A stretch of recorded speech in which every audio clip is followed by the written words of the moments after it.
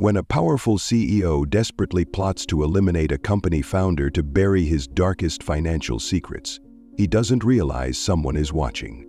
Hidden among the industrial machinery, a 13-year-old boy makes a split-second decision to save a life. What unfolds is a story of courage, corporate betrayal, and how one boy's extraordinary bravery reveals a truth powerful enough to shatter an entire corporate empire. Before we dive into this story, let us know where you're watching from, and if you believe a single act of courage can change lives forever.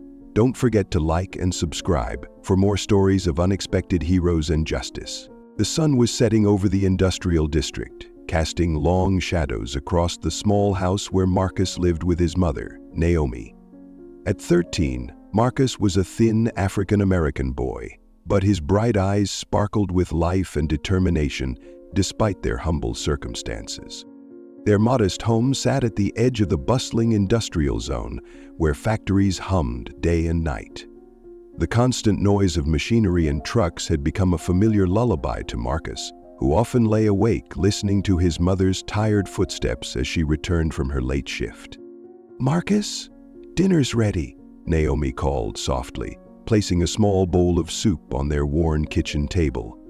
She watched her son with tired but loving eyes, her factory uniform still dusty from her day's work. As a single mother, she worked endless hours at the Hellentech plant, dreaming of a better future for her only child. Every morning, while other kids headed to school, Marcus would take a different route. He'd walk carefully around the industrial area, collecting whatever scrap metal and plastic bottles he could find. The early morning sun would catch his determined face as he searched through piles of discarded materials. "Be careful of the trucks, baby," Naomi would always remind him. Marcus nodded, well aware of the dangers. Large delivery trucks thundered past him constantly, stirring up clouds of dust that made his eyes water. But he never complained. Each piece of metal, every plastic bottle, meant a little extra money for food. "Exorcism zoo." "Look, Mom," Marcus would say proudly each evening, showing her his findings. "We can buy some extra bread this week." His small earnings helped stretch his mother's meager salary, though Naomi's heart ached seeing her young son working so hard. The industrial zone might have been harsh and unforgiving, but it was their home. Between the rumbling machines and dusty air, Marcus and Naomi had carved out a life filled with love and hope, even if their pockets were empty. They had each other, and for now, that was enough. Despite their difficult circumstances, Marcus's intelligence shone brightly at school. His teachers often gathered in the break room, sharing stories about his quick thinking and creative solutions. "That boy has something special," his science teacher would say, holding up his perfect test papers with pride. Marcus referred to himself as Marcus for his quick thinking, his creative solutions, and the confidence Frank was capturing. At home, Marcus never complained about their situation. Instead, he found ways to help lighten his mother's burden. After collecting scrap metal in the morning, he'd rush home to prepare a simple dinner before Naomi returned from work. "You don't have to do this," she'd say softly, but Marcus would just smile and continue setting the table. Around the neighborhood, Marcus was known for his kindness. He helped younger kids with their homework and shared his lunch with those who had none. "Marcus taught me fractions yesterday," a small girl told her mother excitedly. "He makes everything so easy to understand." Not far from Marcus's neighborhood stood the impressive Hellentech headquarters, where Helen herself could often be found walking the halls. At 68, her silver hair and sharp eyes commanded respect, but there was kindness in her smile. She had built Hellentech from nothing, turning it into one of the largest industrial companies in the area. But Helen wasn't just interested in profits. Under her leadership, Hellentech became known for its community projects. New schools rose in poor neighborhoods, and local clinics received regular funding. "A company is only as strong as its community," Helen would say during her frequent factory inspections. Every week, Helen visited different Helen Tech facilities, checking operations and talking with workers. She believed in transparency and fair treatment, often saying, "We build machines, but our real product is trust." Her hands-on approach had earned her the respect of both executives and factory workers alike. In his pristine corner office at Helen Tech, Peter Daniels adjusted his expensive tie and smiled at his reflection.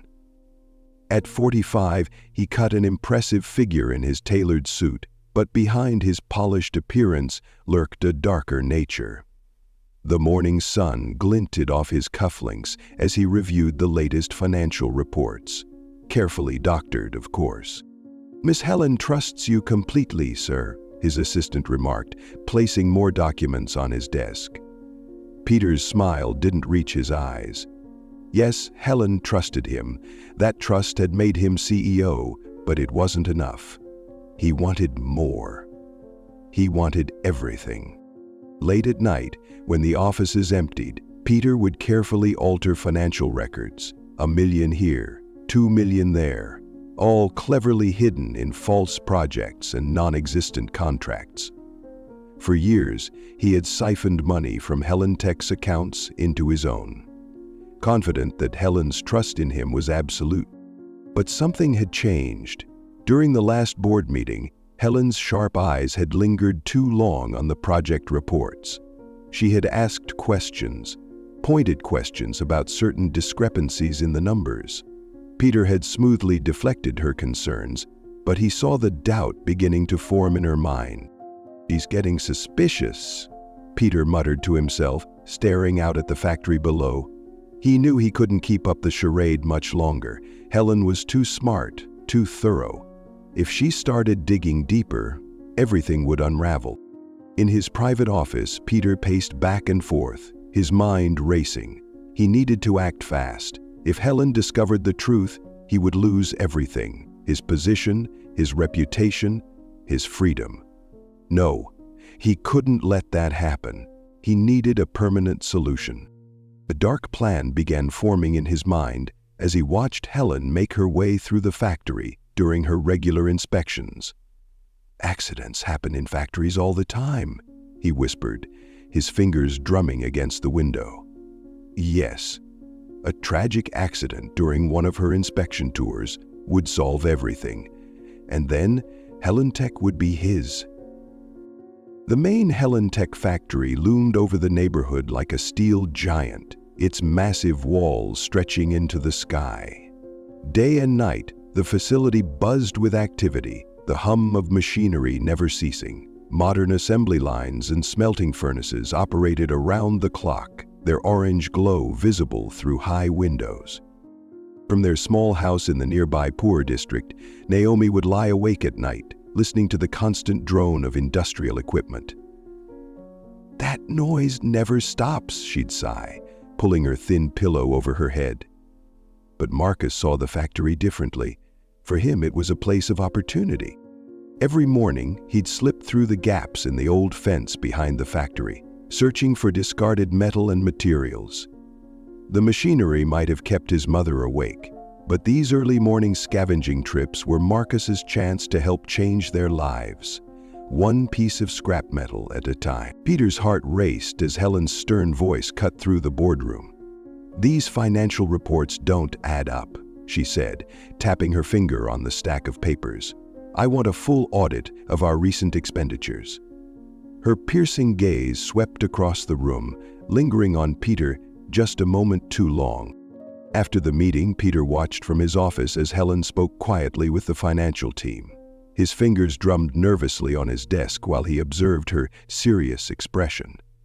Through careful conversations with his loyal staff, he learned she had requested detailed documentation of all major projects from the past year. "She's getting too close," he muttered, loosening his tie. He needed to act fast. That evening, Peter crafted what he believed was the perfect distraction. He prepared a proposal for Helen, suggesting a personal tour of their main factory's new production line. "Mrs. Helen," he said the next morning, his voice carefully modulated to sound enthusiastic. "I'd love to show you the improvements we've made to the assembly system. It's quite impressive." He smiled warmly, though his eyes remained cold. "Just a small group, you, me, and a few technical staff. You'll see firsthand how well the company is performing under our current management." Helen studied him for a moment before nodding. "That sounds appropriate.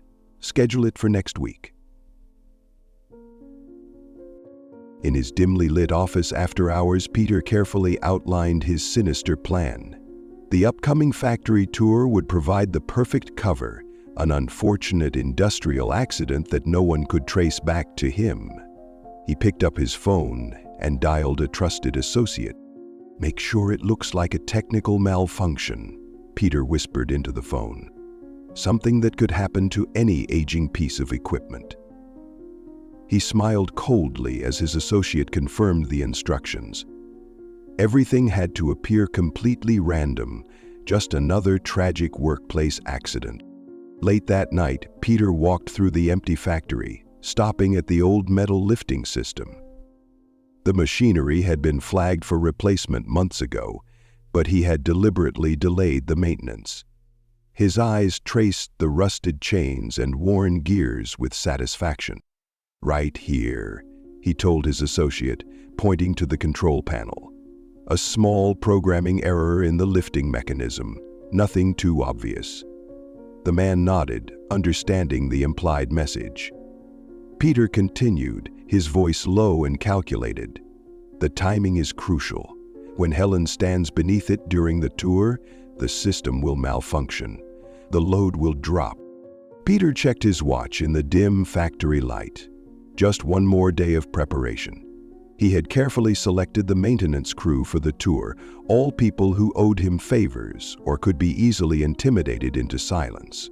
As he left the factory floor, Peter felt confident. Soon, Helen's meddling would come to a permanent end, and HelenTech would be his alone. The morning of the inspection, Peter greeted Helen with his most charming smile. "Miss Helen, I'm so excited to show you our recent improvements," he said, guiding her through the factory with exaggerated courtesy. His hand hovered near her elbow, steering her past gleaming machinery. "As you can see, the new automated systems are exceeding expectations," Peter explained, pointing out various features. "None of this would have been possible without your visionary leadership." Helen nodded politely, though her eyes remained sharp and evaluating. "Now, there's something truly remarkable I'd like to show you," Peter said, his voice warm but his eyes cold as he led her toward the prepared area. "Our new lifting system is revolutionary." He positioned Helen carefully beneath the suspended metal load, pointing upward. "If you'll just stand here, you'll have the perfect view of the mechanism." From his control room, Peter's associate watched the security feed intently. When Helen stepped into position, he pressed the sequence of buttons they had prepared. The ancient machinery groaned ominously.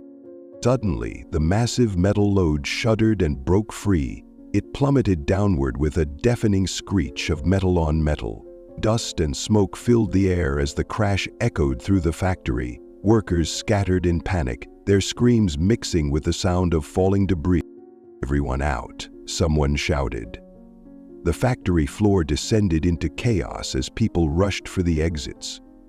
Through the thick haze, no one dared approach the crash site. The dust settled slowly, revealing the devastating scene beneath. The heavy metal load crashed down, bringing a section of the production line with it. Helen lay trapped beneath the wreckage, her leg pinned under twisted metal and debris. Blood trickled from a cut on her forehead as she fought to stay conscious through waves of pain. "Oh! Oh!" she called out weakly, her voice barely carrying through the dusty air. "Please, someone!" But the few workers who remained kept their distance, fear evident in their eyes as they stared at the unstable wreckage. The groaning of bent metal made them step even further back. From a safe distance, Peter watched the scene unfold with carefully crafted concern on his face. "This is terrible," he said loudly, though his eyes gleamed with satisfaction. "Everyone stay back. The structure could be unstable." His voice shook with false emotion, while inside, relief flooded through him. Turning to his assistant, Peter spoke in urgent tones. "Call emergency services. I need to contact our legal team immediately." He straightened his tie and walked briskly toward the exit, already rehearsing his story about tragic equipment failure and unavoidable accidents. Relief. As he stepped into his waiting car, Peter allowed himself a small smile. The scene behind him was chaos, but in his mind everything had gone perfectly. Helen wouldn't survive those injuries, he was certain of it. By tomorrow, Helen Tech would need a new owner, and he would be there to take control. The biggest obstacle to his ambitions lay buried under tons of metal. And soon, everything would be his. "Come within the city," he suggested. Before he got to the first of the 4 cars, Helen pulled up to the early morning sun cast long shadows as Marcus carefully picked through scattered metal pieces behind the Helen Tech factory. His small collection bag was already half full of salvage materials when a deafening crash shattered the usual industrial hum. Marcus dropped the piece of copper he'd been examining, his heart jumping in his chest. The sound had come from inside the main production area, a horrible screech of metal striking metal. It wasn't like the normal factory noises Marcus had grown used to over his many morning scavenging trips. Something was wrong, very wrong. His suspicions were confirmed when thick gray smoke began rising from the factory windows. Then came the screams, distant but clear, voices filled with panic and fear. Marcus straightened up, his bag of scrap forgotten, as he stared at the growing cloud of smoke. "Help! Someone, please!" The faint cries carried on the wind, making Marcus's skin prickle.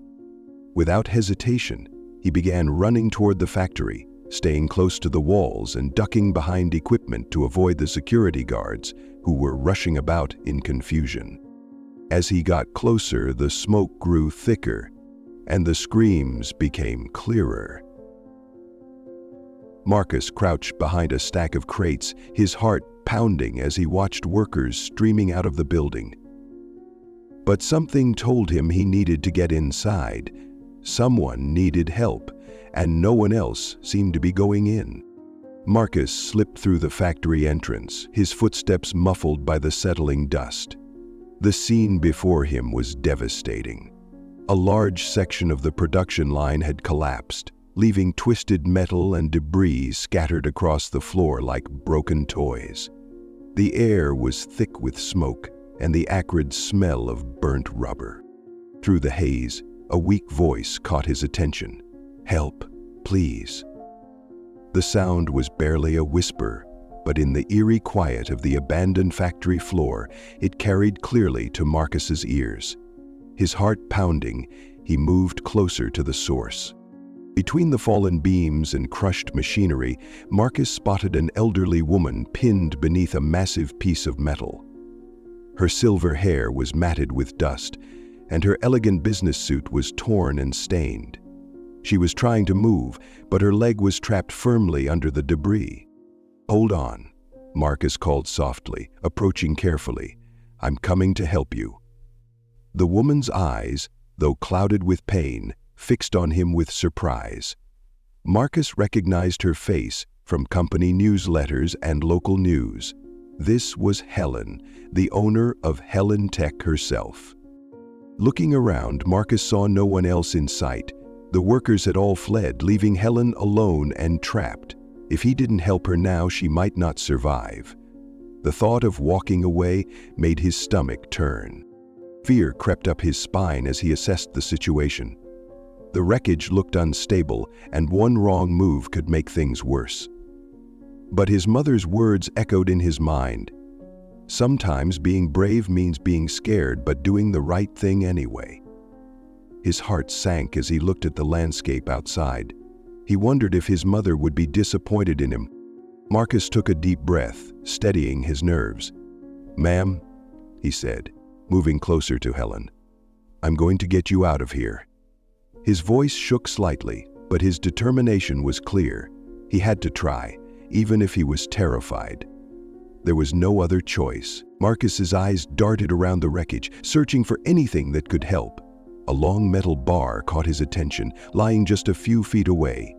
Perfect. He scrambled over to grab it, his small hands wrapping tightly around the cool metal. "I'm going to try to lift this off your leg," he explained to Helen, positioning the bar beneath the heavy debris. "It might hurt a bit."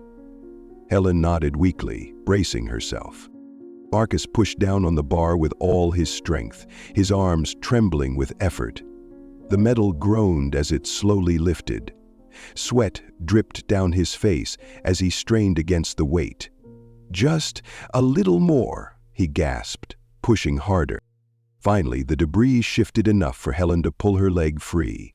She cried out in pain as she moved, but her leg was no longer trapped. Marcus quickly dropped the bar and rushed to her side. But when he tried to help her stand, Helen couldn't support her own weight. Looking closer, Marcus saw the extent of her injuries. Cuts and bruises covered her arms and face. Her leg was bent at an odd angle, clearly broken. Blood was seeping through her torn pantsuit, forming a small puddle on the factory floor. "Yes. Why?" "Thank you, brave boy," Helen whispered, her voice barely audible. Her breathing was shallow but steady. She reached out with a shaking hand and touched Marcus's arm.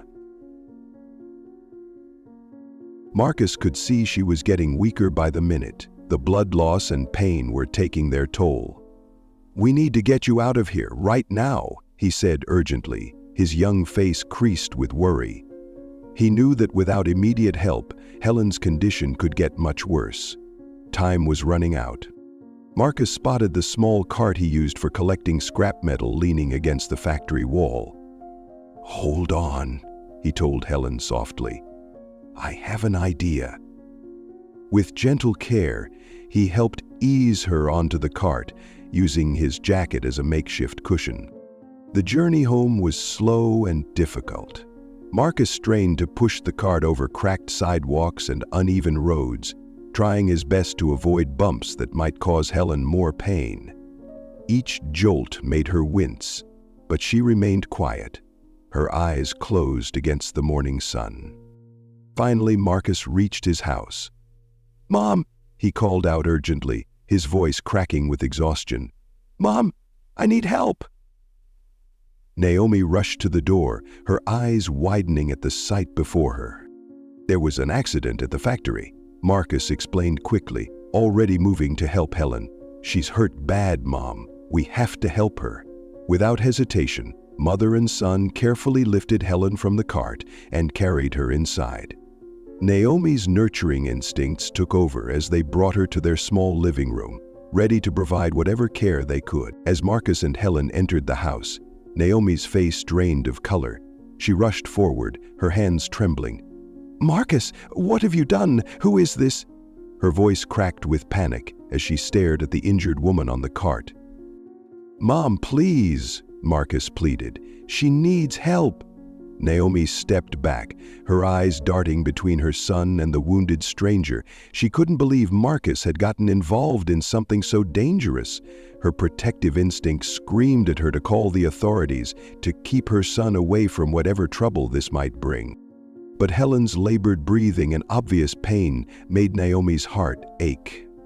After a moment's hesitation, she hurried to the bathroom and retrieved their small first aid kit.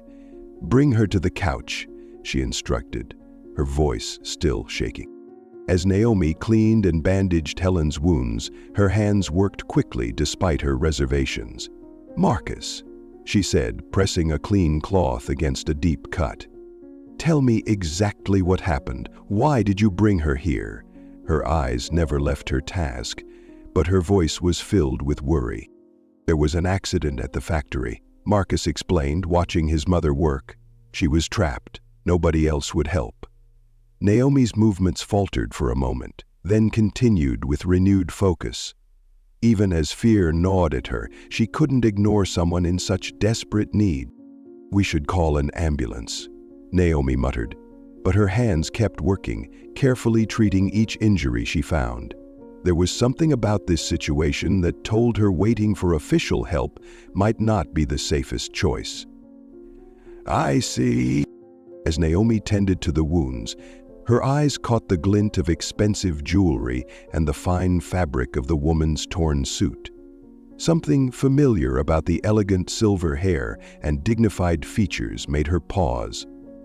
Her hands froze mid-bandage as recognition dawned. "Wait, this is Helen Morgan, isn't it? The owner of Helentech?" Naomi's voice trembled with disbelief. "What in heaven's name is she doing here like this?" She stared at the injured woman on her couch, trying to make sense of the situation. Marcus sank into a nearby chair, his shoulders slumping with exhaustion. "I was behind the factory this morning," he began, his voice shaky. "There was this huge crash, and smoke started coming from the building. Everyone was running out, but I heard someone calling for help."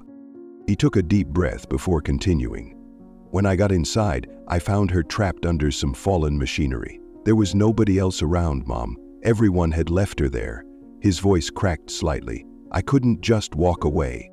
Naomi listened intently, her hands resuming their work on Helen's injuries. Pride and fear battled in her expression as she watched her son. The courage he'd shown was remarkable, but the thought of him in such danger made her stomach twist. Her mind raced with questions about what this could mean for their family, about who might have been responsible for hurting such a powerful person. "You did what you thought was right," she said softly. The worry lines creased her forehead. She knew this situation was bigger and more dangerous than anything they'd faced before. Helen's eyes fluttered open, and she grasped Naomi's arm with surprising strength. "Not an accident," she whispered, her voice strained with pain. "Peter Daniels, he tried to cost her. Tremendous effort." Marcus and Naomi exchanged shocked glances. The name Peter Daniels hung in the air like a storm cloud. Everyone in the neighborhood knew him as Helentech's powerful CEO. Naomi's hands trembled as she finished bandaging Helen's leg, her mind racing with the implications of what she'd just heard.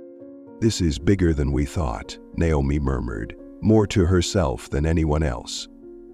A murder attempt by one of the city's most influential businessmen.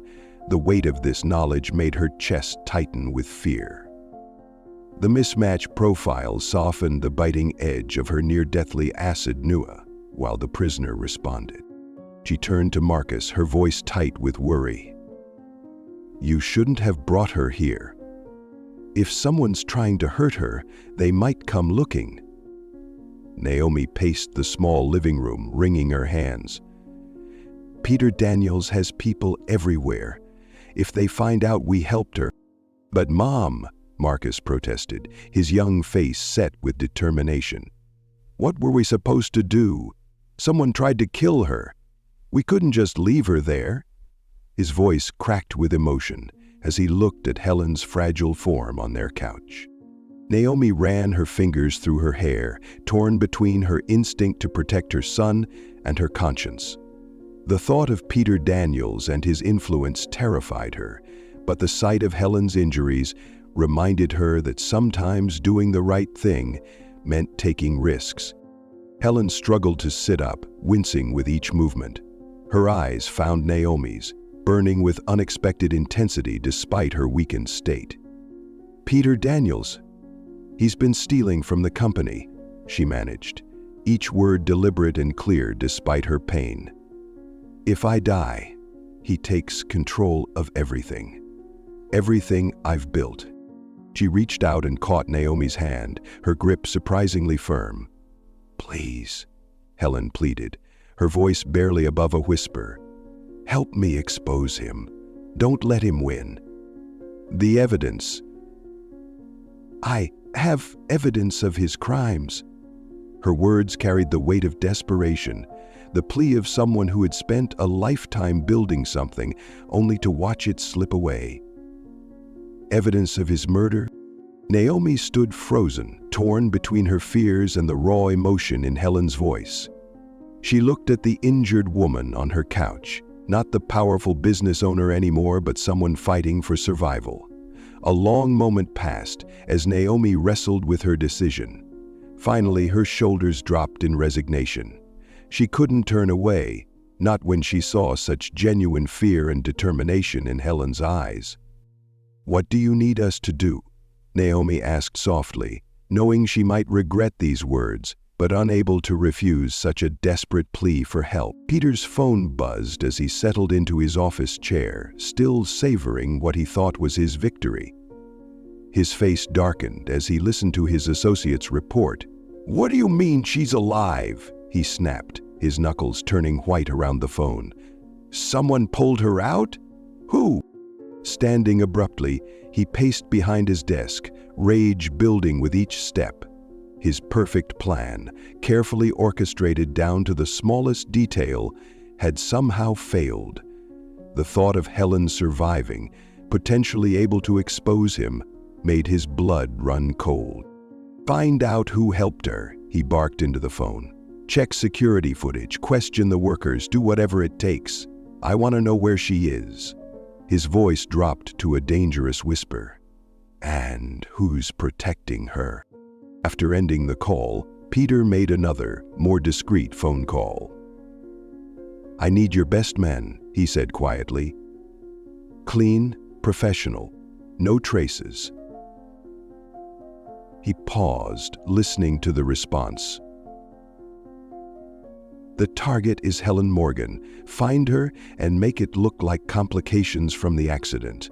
I don't care what it costs." Within hours, a group of men in plain clothes began circling the neighborhood around the factory. They moved carefully, questioning locals, watching houses, searching for any sign of the injured woman. Their methods were subtle but thorough, a casual conversation here, a glimpse through a window there. "The boss wants results fast," the lead man told his team. "Check every house, every building. Someone must have seen something." They spread out through the streets, their presence unremarkable, but their eyes missing nothing. The hunt for Helen Morgan had begun. The next morning, Marcus stepped out with his collection bag as usual. Something caught his eye. A sleek black car parked at the corner of their street. It seemed out of place in their humble neighborhood, too clean and expensive against the worn buildings. Through the tinted windows, Marcus could make out two men in dark suits. Their faces were expressionless as they scanned the area, but their eyes held a coldness that made him shiver. They didn't look like they belonged here, and something about their presence made his stomach twist with unease. Marcus wanted to keep this worry to himself. His mother already had enough to stress about, with Helen hiding in their home. But when he returned and found the car still there hours later, he knew he had to tell her. "Mom," he said quietly during lunch, "there's a strange car outside. Two men have been watching our street all morning." "That's it. No more going outside alone," she declared, her voice trembling slightly. "You stay in the house, Marcus. No more scrap collecting, especially in isolated areas." She moved through their small home, checking each lock on the doors and windows. "Make sure these are always locked," she instructed, testing the window latches twice. Her hands shook as she drew the curtains tighter, trying to shield their home from unwanted eyes. The following morning, Marcus shouldered his backpack and slipped out the door. "I can't miss more school," he whispered to himself, trying to justify disobeying his mother's warning. But halfway down the street, he spotted the black car trailing slowly behind him. His heart began to race as he quickened his pace. The car's engine revved, drawing closer. Suddenly, two car doors slammed and heavy footsteps pounded the pavement. Marcus glanced back to see the men from yesterday running toward him, their faces set with grim determination. One of them had the bulk of a man, and it was clear the other was heavily built. "Hey, kid, stop right there," one shouted. Marcus broke into a sprint, darting down a narrow alley between buildings. His small size became an advantage as he squeezed through gaps too tight for his pursuers. Left, right, through a neighbor's yard, under a fence. He ran without thinking, letting instinct guide him. Finally, after weaving through the maze-like streets, Marcus burst through his front door, gasping for air. His shirt was soaked with sweat, his legs trembling from exhaustion. "Marcus!" Naomi cried, rushing to him. "What happened? Why are you back?" When he described the chase, her face went pale with fear. "What happened? How could you be so reckless?" she scolded, pulling him close. "I told you to stay home." Her voice cracked with worry. Sinking into a chair, Naomi buried her face in her hands. "What have we gotten ourselves into?" she whispered. "These people won't stop until they find Helen. We're all in danger now." Helen lay on the couch, her mind racing despite her injuries. The throbbing pain in her leg seemed to fade as determination took over. Her sharp eyes, still bright with intelligence, scanned the small living room of Naomi and Marcus. "I know how to stop Peter," she said softly, breaking the silence. Her voice was weak, but carried an unmistakable resolve. Naomi and Marcus turned to listen, sensing something important was about to be revealed. Helen explained that all the evidence of Peter's financial fraud was carefully stored in a safe in his office at Helen Tech. "Those documents can prove everything," she whispered, her fingers tracing an invisible line in the air. "Every falsified report, every stolen dollar." Naomi listened nervously. The thought of getting involved with such powerful people terrified her. Her protective instincts screamed to keep her son away from danger. "It's too risky," she muttered, glancing at Marcus. But Helen wasn't finished. "If we don't act now," she said, her voice growing stronger, "Peter will continue hurting people, and your family won't be safe either." Her words hung in the air, heavy with truth. Marcus leaned forward, his young face serious. "I'll help," he said quickly. "I'll do anything to make sure he can't hurt anyone else." His eyes burned with a mixture of fear and determination. Naomi hesitated, the weight of Helen's words pressed against her reluctance. She looked at her son, the boy who had already shown incredible courage by saving Helen's life. Something inside her shifted. "This might be our only chance to expose him," Helen continued, her hand reaching out to touch Naomi's, "to protect not just my company, but everyone Peter could harm." The room fell silent. Outside, the industrial sounds of the factory hummed in the background, a constant reminder of the world they were about to challenge. "Okay," Naomi said finally, her voice barely a whisper. "Tell us what we need to do." The phone rang twice before a deep voice answered. Robert speaking. Naomi took a deep breath. "I need your help," she said, her voice tight with tension. She quickly explained about Helen, the accident, and Peter's apparent attempt to murder her. Roberts was quiet for a moment. As a retired detective, he knew how dangerous corporate secrets could be. "This sounds serious, Naomi," he finally responded. "Marcus saved her life," Naomi added, knowing that would catch her brother's attention.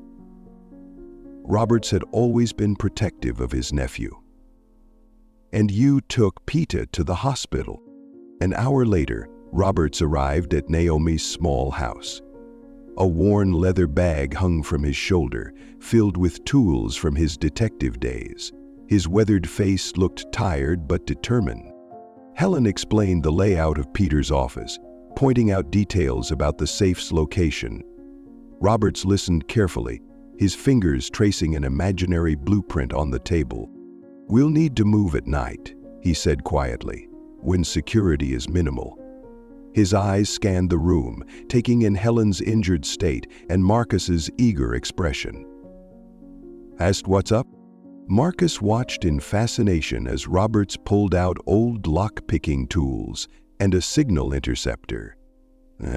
These might be outdated, Roberts muttered, but they still work.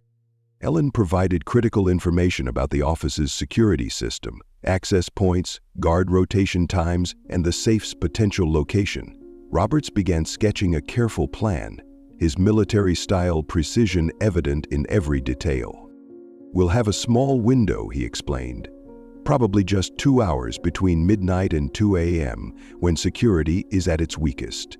His fingers drummed on the table, a habit from his investigative days. Naomi watched nervously. The thought of breaking into a corporate office terrified her. But the alternative, letting Peter continue his dangerous scheme, was far worse. "I'm in," Roberts said firmly, looking at Helen. "Let's bring this guy down." As Roberts outlined the dangerous plan, Naomi felt a cold shiver run down her spine. Her mind raced with all the potential risks. What if they were caught? What if Peter's people found out? She glanced at Marcus, remembering how he had risked everything to save Helen. Her son's courage was a quiet flame, burning brighter than her own fears. The memory of his determination softened her hesitation. "If this can protect our family and stop Peter," Naomi said slowly, her voice gaining strength, "I'll do whatever it takes." Her hand unconsciously reached out and squeezed Marcus's shoulder. Helen and Roberts exchanged a look of surprise and respect. Naomi's transformation from a scared mother to a determined ally was sudden but complete.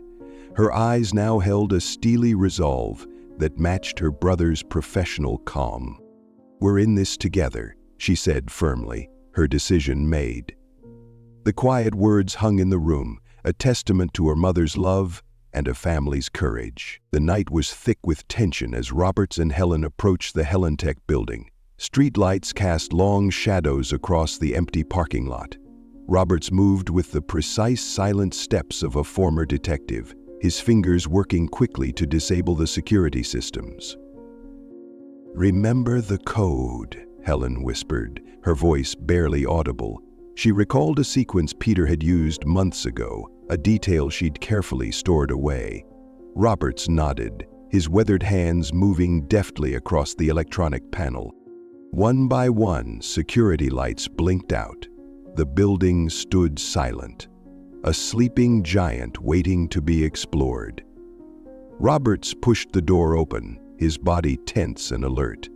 Helen followed, her injured leg making movement difficult, but her determination burning bright. Peter's office was a monument to corporate luxury. Expensive artwork lined the walls, and a massive mahogany desk dominated the room. Roberts moved directly to the large steel safe tucked behind an expansive bookshelf. "This is it," Helen murmured, pointing to a specific spot. Roberts pulled out a collection of specialized tools, remnants from his detective days. His fingers worked with surgical precision, listening to the safe's internal mechanisms. Minutes passed. Then a soft click broke the silence. The safe door swung open, revealing stacks of documents. Helen leaned forward, her breath catching. Spreadsheets, contracts, offshore account details, a treasure trove of evidence. Falsified invoices, shell company records, detailed logs of stolen funds. She looked for what Daniel would remember. "Got you," Roberts muttered, spreading the documents across the desk. Each page was a piece of evidence that could bring Peter's entire scheme crashing down. Helen's hands trembled as she sorted through the papers. "Millions," she whispered. "He's been stealing millions for years." They worked quickly, photographing documents, creating digital copies. Time was their enemy, and discovery could mean everything would be lost. As the first light of dawn crept through the windows, Roberts and Helen prepared to leave, carrying with them the evidence that could change everything. Back at Naomi's house, Roberts spread the documents across the kitchen table. Helen watched carefully as he began methodically creating multiple copies, digital scans, printed duplicates, each set carefully labeled and stored. "We can't take any chances," Roberts muttered, his ex-detective instincts in full gear. Helen nodded, understanding the importance of preserving evidence. Roberts pulled out an old burner phone, a relic from his investigative days. He dialed a number from memory, speaking in low, precise tones to a trusted police contact. "I've got something big," he said simply. "Financial fraud, corporate conspiracy. You'll want to see this." After the police call, he made another, this time to an investigative journalist he'd worked with years ago. "Maria," he said, "I need you to hold something. Insurance policy." Maria understood immediately. Investigative journalists knew the value of backup documentation. "I'll keep it safe," she promised. "No one will touch these files." Shortly afterwards, however, executed her plan. She had other priorities among which she had best decide. Helen watched the process, her fingers tracing the edges of the documents. Years of her life's work, nearly destroyed by Peter's greed, now laid out on a simple kitchen table. "Multiple layers of protection," Roberts explained to Naomi and Helen. "If one route gets blocked, we have others." His strategy was meticulous, a chess game where every move was calculated. As dawn broke, casting soft light through the kitchen window, they knew their first battle was won. Peter wouldn't know what was coming. The night was thick with tension when Peter discovered his safe had been breached. Papers scattered across his desk, his carefully constructed lies now exposed. "She's alive," he muttered, his fingers clenching into tight fists. His mind raced. Helen was out there, with evidence that could destroy everything he had built. The thought made his blood run cold. There was only one solution. He had to find her before anyone else did. "Bring her to me," Peter told his most trusted enforcer. "Find the family who's hiding her. Now." The team moved like shadows. Black SUVs rolled silently through the quiet neighborhood, stopping near Naomi's small house. Trained men moved with precision, their faces hard and professional. One sharp kick splintered the front door. Marcus heard the crash and felt his heart stop. "Mom!" he whispered urgently, positioning himself protectively in front of Helen. Naomi stood tall, her voice steady despite her trembling hands. "She's not here," she said firmly, blocking their path. The lead enforcer stepped forward, his voice cold. "We know she's here. Step aside." Marcus watched, his young face a mixture of fear and determination. He would not let them take Helen, not after everything they'd been through.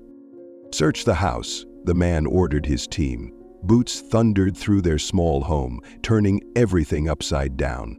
The hunt had begun. The shadows moved before anyone saw Roberts. Years of detective training made him a ghost in the chaos. One moment the intruders were searching, the next they were falling, precise strikes neutralizing their threats. The lead enforcer turned, reaching for his weapon, but Roberts was faster. A swift martial arts move swept the man's legs, sending him crashing into a bookshelf, books scattered like defensive shields. "Back off," Roberts growled, positioning himself between the intruders and his family. Helen, despite her injuries, found her strength. She stepped forward, her voice cutting through the tension like a blade. "You work for a criminal," she declared, staring directly at the remaining enforcer. "Peter Daniels will answer for his crimes." "Please," the man said in a weak voice. Her words carried the weight of authority. "Get out," Roberts said quietly. The threat was clear in his voice. The men retreated, leaving behind overturned furniture and broken silence. Marcus watched, his eyes wide with a mixture of fear and admiration. Naomi collapsed into a chair, her hand over her heart. They were safe. For now. The Helen Tech office erupted in chaos when police stormed through the doors. Peter, mid-conversation with his assistant, froze as armed officers filled the room. "Peter Daniels, you're under arrest," the lead detective announced, his voice cutting through the sudden silence. Employees watched in shock as Peter's carefully constructed image crumbled. His expensive suit, once a symbol of power, now seemed nothing more than a costume. Handcuffs clicked around his wrists, each metallic sound echoing like a judgment. At the police station, the interrogation room felt cold and unforgiving. Stacks of documents spread across the table, bank records, falsified contracts, evidence of years of systematic fraud. His financial records tell a different story, the investigator said, sliding a thick file across the table. Millions stolen, multiple shell companies, an attempted murder. Peter's composure cracked. "This is a misunderstanding," he stammered. "I've done nothing wrong." But the evidence spoke louder than his protests. Bank transfers, doctored reports, communications detailing his plan against Helen. Each document was another nail in his coffin. Helen's testimony added the final blow. Her calm, precise account of Peter's actions left no room for doubt. The once powerful CEO now looked small, defeated. The case was clear. Peter Daniels would fall. The courtroom fell silent as document after document revealed Peter's elaborate scheme. Spreadsheets showed millions diverted through complex shell companies, each page a testament to his greed. Helen's testimony was precise and devastating.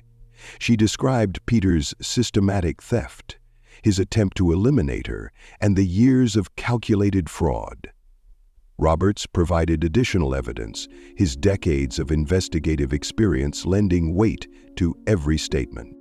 Bank records told a story of stolen millions. Falsified contracts created a web of financial deceit. Peter's own emails and internal memos became weapons against him, revealing a calculated plan to destroy everything Helen had built. When the final piece of evidence was presented, Peter's defiance crumbled. His expensive suit seemed to shrink. His confident posture collapsed. He looked smaller now, just a man caught in the web of his own lies. "I have nothing more to say," Peter whispered, his voice barely audible. The silence that followed was his final admission of guilt. Justice, it seemed, had finally found its way home. Weeks after Peter's arrest, Helen arrived at Naomi's small home, her steps careful but determined. The crisp autumn sunlight filtered through the worn curtains as she entered, carrying a sense of gratitude that seemed to fill the entire room.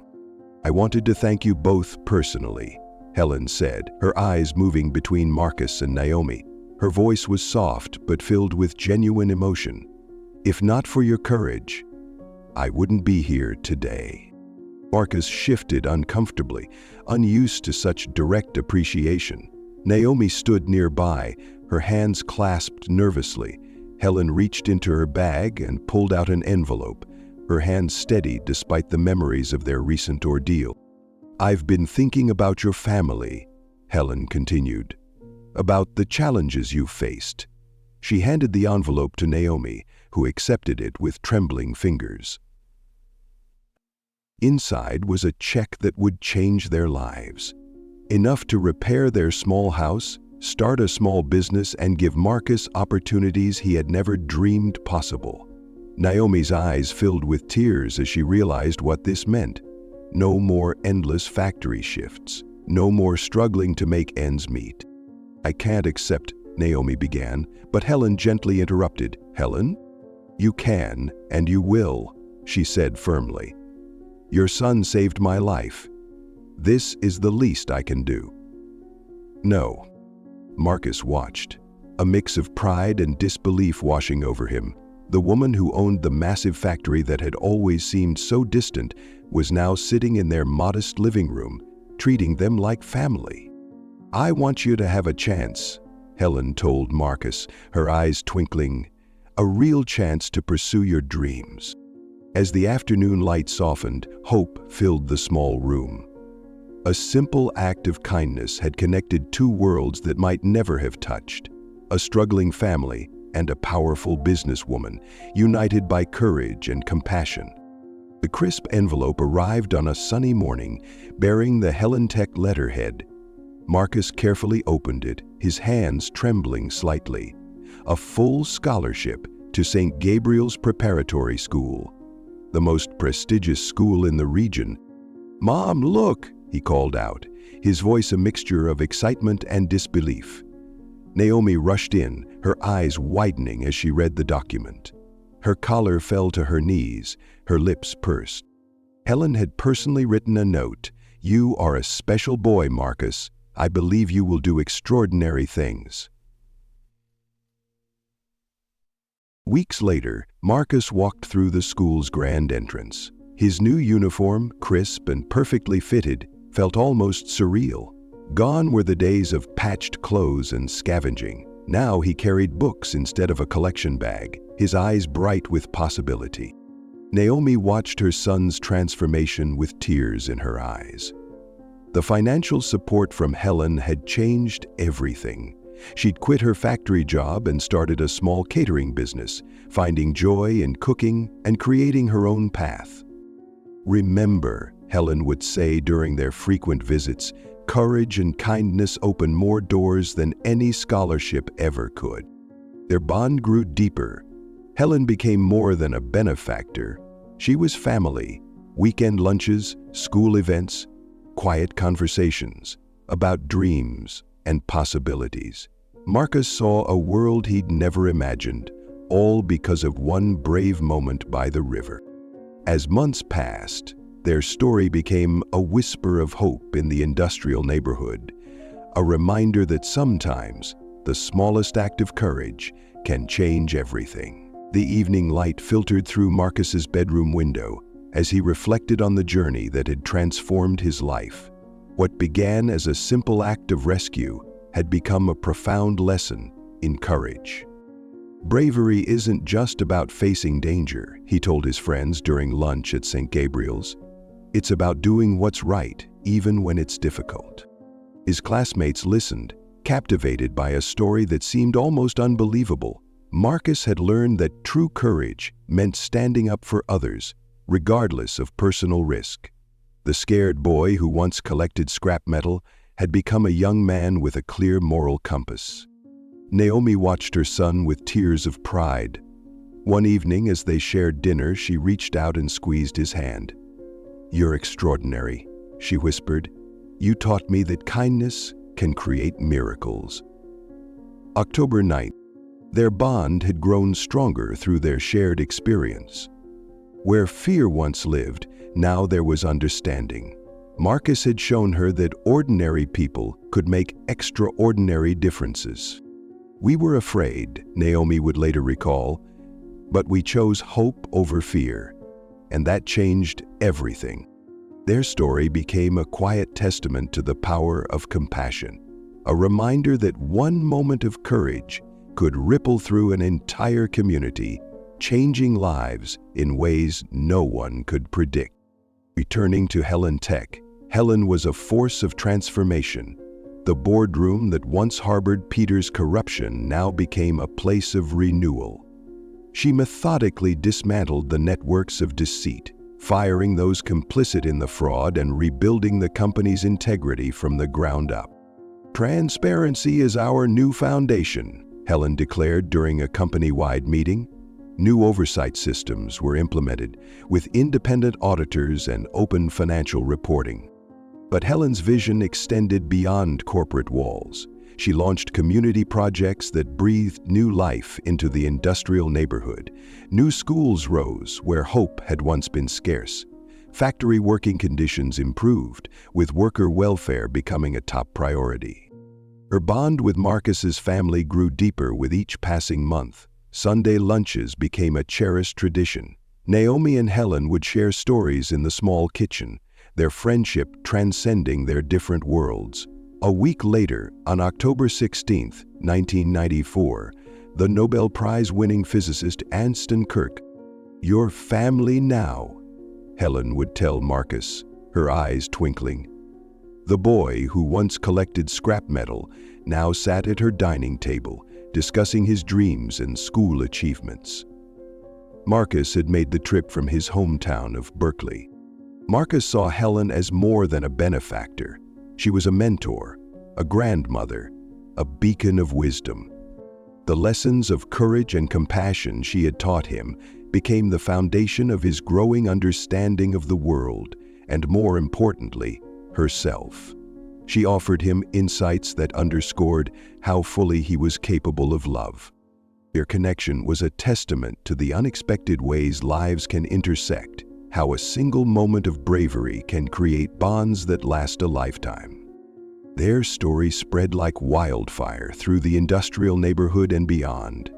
What began as a simple act of courage became a beacon of hope for many. Sometimes, one moment of kindness can change everything, Helen would say, standing beside Marcus at the newly built community school.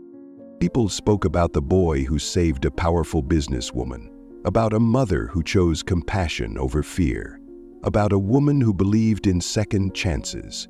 Their journey showed that true courage wasn't about grand gestures, but about making the right choice when it matters most.